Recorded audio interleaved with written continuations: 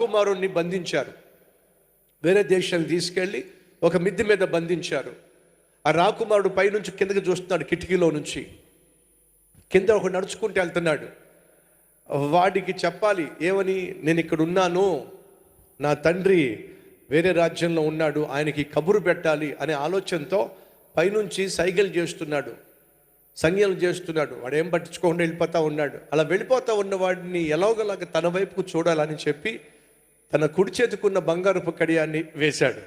వేస్తే వాడు వెంటనే బంగారపు కడియం చూసి, అబ్బా బంగారపు కడియం, ఈ దెబ్బతో మా ఆవిడికి వడ్డానం చేయించవచ్చు అని చెప్పేసి వడ్డానం అని చెప్పి చూసుకుంటూ మళ్ళీ మా ఆవిడికి వడ్డానం చేయించి నా కూతురికి నెక్లెస్ కొని పెట్టకపోతే అది ఏడుస్తుందని చెప్పి ఇంకేమైనా దొరుకుతాయేమో అని చెప్పి చుట్టూ చూస్తా ఉన్నాడు. ఈ లోపల పైనుంచి ఒరే నన్ను చూడరా, నేనురా బంగారపు కడియం వేసింది, నన్ను చూడరా, చూడల్లా. ఒక దాంతో తృప్తి లేదు, పైకి చూడల్లా, ఇంకోటి కావాలని చెప్పేసి మళ్ళా చూస్తా ఉంటే ఏం చేస్తాడు, రెండో కడియం చేసి మళ్ళా వేశాడు. వాడు ఎదుగుతూ ఉంటే రెండో కడియం కనిపించింది. అబ్బా ఈ దెబ్బతో నా కూతురు కూడా చక్కని నెక్లెస్ కూడా చేయించవచ్చు, చెవుపోగులు చేయించవచ్చు. ఊహించుకో, మరి నా కొడుకు పెళ్లి కాబోతుందే, మరి వాడి సంగతి ఏమిటి? ఇప్పుడు కొడుకు జ్ఞాపకం వచ్చాడు, వాడి పెళ్లి జ్ఞాపకం వచ్చింది. ఇంకొక బంగారపు కడియం దొరికితే నా కష్టాలన్నీ తీరిపోతాయని చెప్పి అడు చూస్తున్నాడు, ఇటు చూస్తున్నాడు, మొత్తం కిందకే చూస్తున్నాడు. ఈ లోపల పైన కోపం వచ్చింది. వీటికి బంగారపు కడియాలు వేస్తే పైకి చూడలేదు, కానీ ఇటు చూస్తే పెద్ద రాయి కనిపించింది. ఆ రాయి తీసి పైనుంచి, అందులో రాజుగారు కొడుకు కదా, యుద్ధం చేయడం బాగా వచ్చు కదా, సరిగ్గా కొట్టాడండి, తలకాయ పగిలిపోయిందండి. ఎప్పుడైతే రాయి వచ్చి మీద పడిందో ఆ రాయి తగిలేసరికి అప్పుడు చచ్చాడ్రా దేవుడా. ఎప్పుడు చూశాడు? దెబ్బ తగిలితేనే. అప్పుడు దాకా పైకి చూడలే. లేరా మనలో ఇలాంటి వాళ్ళు? దేవుడు నీకు ఉద్యోగం ఇస్తే ఆయన వైపు చూడవు, గర్భఫలం ఇస్తే ఆయన వైపు చూడవు, ప్రమోషన్ ఇస్తే ఆయన వైపు చూడవు, నీ ప్రార్థనకు జవాబు ఇస్తే ఆయన వైపు చూడవు. ఎందుకని? ఆయన ఇచ్చిన వరాలు, ఆయన ఇచ్చిన ఆశీర్వాదాలు పట్టుకొని బతికేస్తున్నావు, తృప్తి పడిపోతున్నావు, అదే చాలనుకుంటున్నావు. ఈరోజు మనలో చాలామంది అలాంటి వాళ్ళు ఉన్నారు. ఉద్యోగం లేనంతసేపు మందిరం చుట్టూ తిరుగుతారు, పెళ్లి కానంతసేపు మందిరం చుట్టూ తిరుగుతారు, బిడ్డలు లేనంతసేపు మందిరం చుట్టూ తిరుగుతారు, ఆరోగ్యం బాగోనంతసేపు మందిరం చుట్టూ తిరుగుతారు, భర్త తన్నేంత వరకు కొట్టేంత వరకు దేవుని చుట్టూ తిరుగుతాడు. భర్తలో మార్పు వచ్చినా, ఉద్యోగం వచ్చినా, స్వస్థత వచ్చినా, పెళ్ళైనా, పిల్లలు పుట్టినా మందిరానికి రావటంలే. ఎందుకని? ఎక్కడండి ఉద్యోగం, టైం ఉండటం లేదండి. ఎక్కడండి ఆ పిల్లోడితోనే సరిపోతుందండి. ఎక్కడండి అంతకుముందు ఉద్యోగం, ఆరోగ్యం బాగోక పనిలోకి వెళ్ళేదాన్ని కాదు, వెళ్ళేవాడిని కాదు, ఇప్పుడు ఆరోగ్యం బాగుంది కదండి, 2 ఉద్యోగాలు చేస్తున్నానండి. ఇచ్చింది ఎవరు? దేవుడు. మరి దేవుని దగ్గర రావాలిగా, టైం లేదండి. అడుగుతున్న సహోదరులు, ఇచ్చినవాడు కాదనుకుంటే ఎంతసేపట్లో పోతుందో చెప్పు. ఆయనకు తెలియదా ఏం చేస్తూ నువ్వు పైకి చూస్తావో?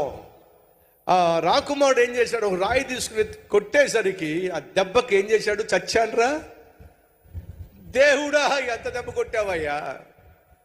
అప్పుడు దాకా వెయిట్ చేద్దామంటారా? ఆల్రెడీ కొంతమంది మీద రాళ్ళు పడినాయా పడలేదా? ఎందుకు ఉన్నట్టుగా నీ ఉద్యోగం ఊడిపోయింది చెప్పు? ఎందుకు సడన్గా వ్యాధి వచ్చి పడిందో చెప్పు? ఎందుకు సడన్గా ప్రమోషన్ పోగొట్టుకున్నావో చెప్పు. ఎందుకు రావాల్సినటువంటి రోల్ రాకుండా ఆగిపోయిందో చెప్పు. ఎందుకని కావాల్సిన పెళ్లిగా జరగకుండా ఆగిపోయిందో చెప్పు. ఎందుకని పిల్లాడు పుడతాడు అనుకున్నావు కానీ సడన్గా ఆ బిడ్డ నీకు కాకుండా పోయాడో చెప్పు. ఒకసారి ఊహించుకో. దేవుడు ఆశీర్వాదాలు అనుభవిస్తూ నువ్వు దేవుణ్ణి మర్చిపోయావు కాబట్టే దెబ్బొచ్చి పడింది. సంగమా, కష్టం వస్తే కాదు దేవుని వైపు చూడాల్సింది, కష్టాల నుంచి విడిపించే దేవుడు నాకు ఉన్నాడు అని చెప్పి ప్రతిదినమో ఆయనతోనే నీ దినాన్ని ప్రారంభించాలి. ఆయనతోనే నీ ప్రతి పనిని ప్రారంభించాలి, ప్రయాణాన్ని ప్రారంభించాలి, ప్రయత్నాన్ని ప్రారంభించాలి, ప్రతి దినాన్ని ప్రారంభించాలి. ఆది సంఘాన్ని చూడండి, సహవాసము మానకుండా, సహవాసము మానకుండా, వాక్య ధ్యానము మానకుండా, ప్రార్థన మానకుండా, రొట్టె విరుచుట, వాక్యానుసారంగా రొట్టె విరుచుట.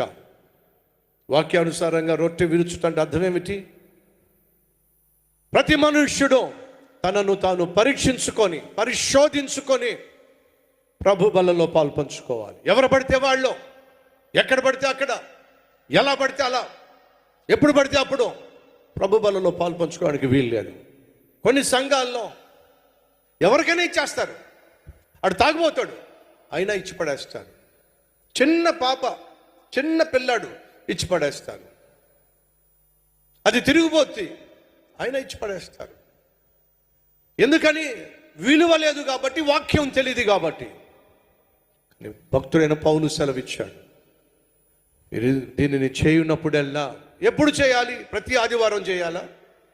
బైబిల్లో అది లేదే. ప్రతి ఆదివారము ఖచ్చితంగా ప్రభు వల్ల ఆరాధన ఉండాలి, బైబిల్లో లేదు అది. ఎవరైనా ఒకవేళ నిరూపించగలిగితే నిరూపించండి. ప్రతి ఆదివారం ఖచ్చితంగా ప్రభు వల్ల ఆరాధన ఉండాల్సిందే, నిరూపించమని చెప్పండి. ప్రతి ఆదివారం తప్పక ఉండాలని బైబిల్ ఎక్కడ లేదు. కానీ మీరు దీనిని చేయున్నప్పుడల్లా, ఎప్పుడు మీరు ప్రభురాత్రి భోజనం ఏర్పాటు చేస్తారో అప్పుడు